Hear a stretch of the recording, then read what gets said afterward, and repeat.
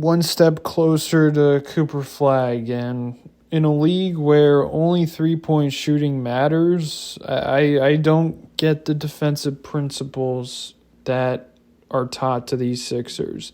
So here's the thing. James Harden's out of the game. Norman Powell is hurt. Zubac is out of the game. This Clippers lineup is terrible. Terrible on the court that I'm about to show you. Kevin Porter Jr., and look at this. Look at this. Look at how many Sixers bite on the drive. Every Sixer, 4 out of the 5 players are biting on the drive. And now early in the shot clock, they have a wide open three-pointer. For what reason? I mean, like, what are we doing? And the funniest thing about this play is Eric Gordon. So Kevin Porter Jr. is shooting 19% from 3. So as you can tell, Eric Gordon does not respect his three-point shot. He should be backed up further. But this slight move just absolutely shifts.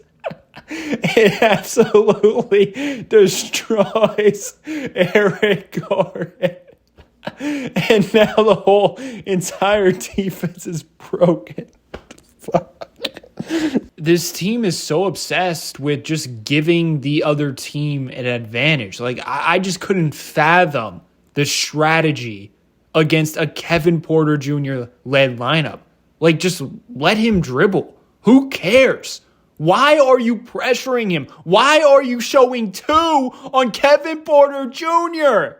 And now there's an open lane and a guy wide open in the corner.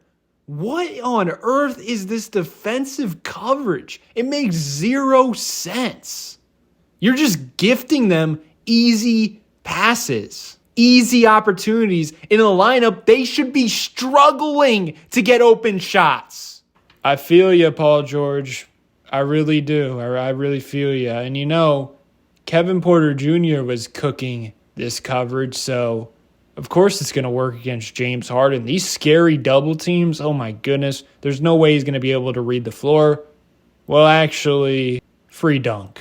Showing 2 was completely useless. I just really don't understand the strategy, especially when you consider the Sixers are one of the worst three-point shooting teams in the league. So our defense is very over-aggressive, and most of the time we just give up open threes.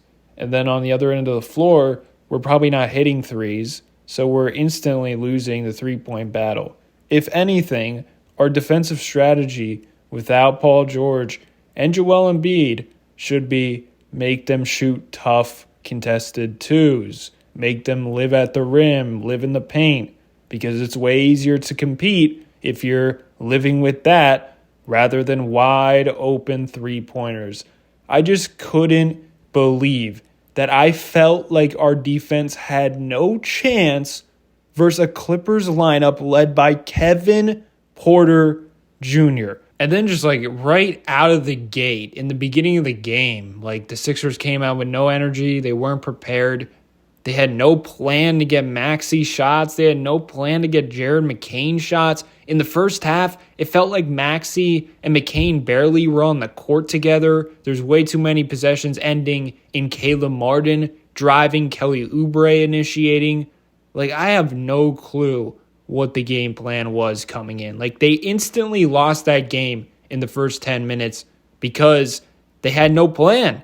I know Jared McCain couldn't hit anything, but man, oh man, the coaching staff did nothing to help him out. He got like 1 shot up in the first 5 minutes or his first stint. So of course he's going to come back in and start bricking.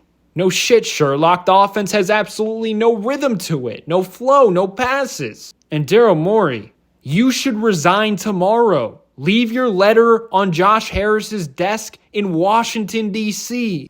This roster that you assembled is one of the most embarrassing things I've ever seen. And the fact that I believed in this team at all, man, oh man, I should delete my channel on the spot. I'm not going to lie.